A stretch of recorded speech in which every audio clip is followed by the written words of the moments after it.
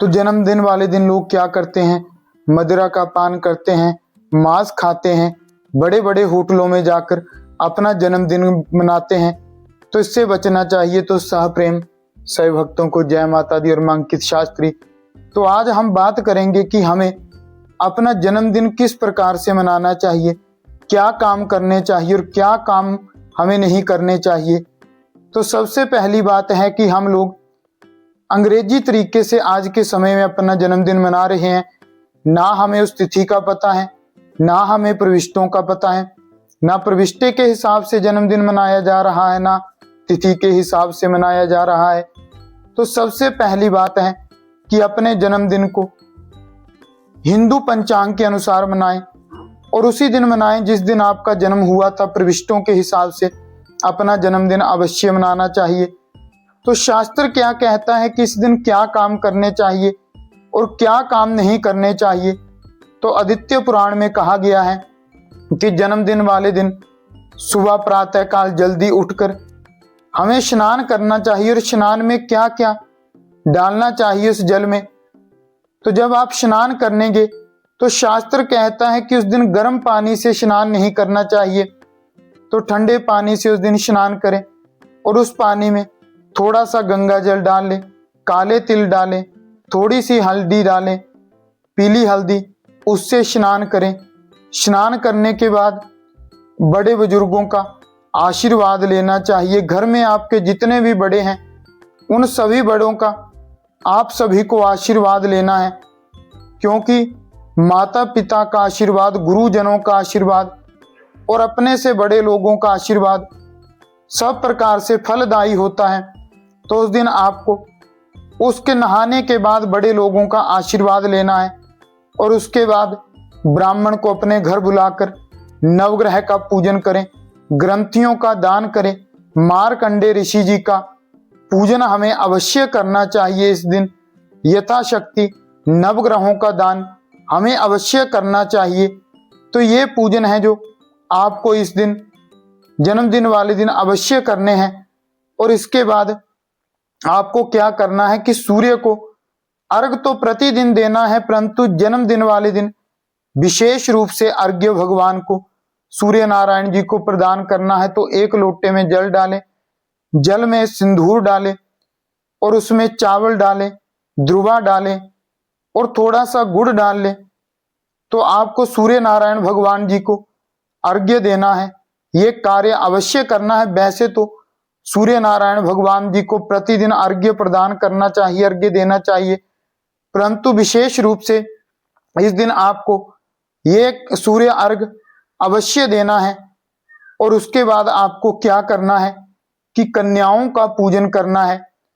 कन्या को यथाशक्ति अन्न का दान करें, जो भी आपको लगे कन्याओं को दान देना चाहिए, रोटी खिलानी चाहिए, वस्त्र देने चाहिए, जैसी आपकी समर्थ्या हो। समर्थ्या अधिक है, भगवान ने दी है, तो अधिक से अधिक दान करें। और उसके बाद आपको क्या करना है कि शिवालय में जाकर दीप जलाने हैं।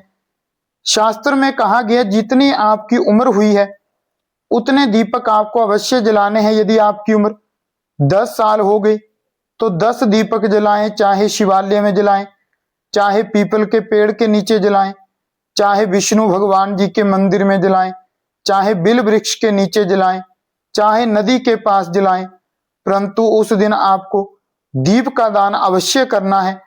और हम क्या करते हैं कि उस दिन दीप को बुझाते हैं। जन्मदिन वाले दिन केक काटेंगे, मोमबत्ती को बुझाएंगे। तो ये हमारे शास्त्रों के विरुद्ध है, ये हमारी संस्कृति के विरुद्ध है। शास्त्र में दीप को बुझाना अत्यंत अशुभ माना गया है। तो हमें उस दिन दीपक को नहीं बुझाना चाहिए, मोमबत्ती को नहीं बुझाना चाहिए। तो उस दिन आपको दीप का दान अवश्य करना है। गौओं को चारा दान करें, गुड़ दान करें। और शास्त्र कहता है कि अनाथालय में जाकर कुछ ना कुछ आपको जरूर दान करना चाहिए। अनाथों के बीच में जाइए, वहां पर दान करें। जो बुजुर्ग हैं जिन्हें घर से निकाल दिया है, वृद्ध आश्रमों में अपना जीवन यापन कर रहे हैं, उनके बीच में भी बैठकर आपको अपना जन्मदिन मनाना चाहिए। उन्हें भी अन्न का दान करना चाहिए। किसी आदमी की समर्थ्य है, वस्त्र का दान करें, कम्बल का दान करें, जूते दान करें। परंतु गरीबों में इस दिन अवश्य जरूर दान करना चाहिए। जन्मदिन वाले दिन जितना भी हो सके उतना अवश्य हमें दान करना चाहिए। और लोग क्या करते हैं इस दिन कि वृद्धों का आशीर्वाद ना लेकर होटलों में जन्मदिन मनाने चले जाते हैं।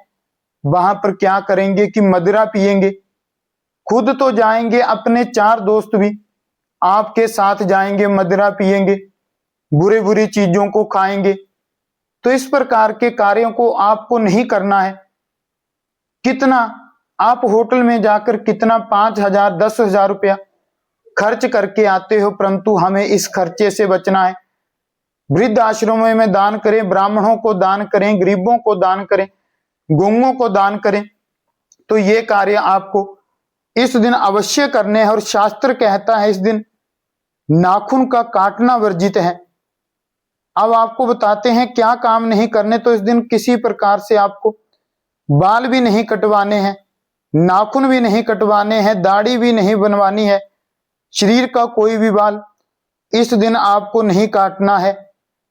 और क्या करना है आपको, नाखून नहीं काटना, बाल नहीं कटवाने, बुरी जगह नहीं जाना, पूरा दिन भगवान का नाम लेना, अपने से बड़ों का आशीर्वाद लेना, गर्म जल से स्नान भी इस दिन हमें अवश्य नहीं करना चाहिए, ठंडे पानी से स्नान करें। और इस दिन आपको तिल युक्त पितरों का भी तर्पण नहीं करना चाहिए। पितरों को नमस्कार करें, ध्यान करें, परंतु इस दिन पितरों का तर्पण नहीं करना चाहिए। केक काटने से बचना चाहिए। शास्त्र कहता है वो चीज हमें नहीं खानी चाहिए जो पहले भगवान को भोग ना लगे। यदि भगवान को कोई चीज भोग नहीं लग सकती है तो हम उसे कैसे ग्रहण करें। और सबसे बड़ी बात, अंत में बाजार से भी कोई चीज लगा उस दिन आपको लेकर आकर भगवान को भोग लगाने से बचना चाहिए। क्यों बचना चाहिए? क्योंकि क्या पता उस मिठाई में किस प्रकार की शुद्धता हो, किसने कैसे बनाई हो, किस प्रकार का अनाज लगाया हो। तो उससे अच्छा है कि घर में प्रसाद बनाएं, चाहे हलवा बनाएं, चाहे आप आटे को भून कर प्रसाद बनाकर भगवान को भोग लगा दें। तो इस दिन, जन्मदिन वाले दिन, ये कार्य आपको अवश्य करने हैं। तो यदि आपको हमारी ये वीडियो अच्छी लगी हो, चैनल को जरूर शेयर करना, सब्सक्राइब करना, कमेंट करना और अपने जन्मदिन को सनातन धर्म के हिसाब से मनाना, अपनी संस्कृति के हिसाब से मनाओ। नहीं तो अंत समय में फिजूल खर्चा करके कुछ हाथ नहीं जाता है। जो आप 4 लोगों में बैठकर बुरी बुरी चीजें खिलाएंगे, मदिरा पिलाएंगे, उन्हें मांस खिलाएंगे, वो साथ नहीं जाता है। तुलसी भगवान जी ने जरूर कहा है कि तुलसी पक्षन की मानिए, घटे ना सर का नीरो, दान किए धन ना घटे। कह गए संत कबीर की दान देने से पैसा कभी कम नहीं होगा। यदि आपकी समर्थ्य है कि 1000 रुपया दान करूं तो 1000 रुपया दान कर दो। उस दिन होटल में जाकर भी आप 5, 7, 10,000 रुपया खर्च करके आते हो। तो इन कार्यों से बचें।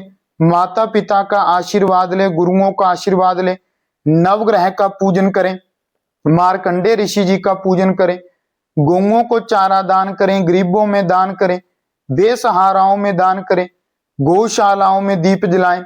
और सबसे बड़ी बात कि यदि हो सके तो गौशाला में भी उस दिन आपको दीपक अवश्य जलाना है। तो ये छोटी छोटी बातें हैं जो बड़ी महत्वपूर्ण होती हैं। तो आइए इस हिसाब से अपने जन्मदिन को मनाइए, तो आपका भी कल्याण होगा। तो सभी भक्तों को सह प्रेम जय माता दी।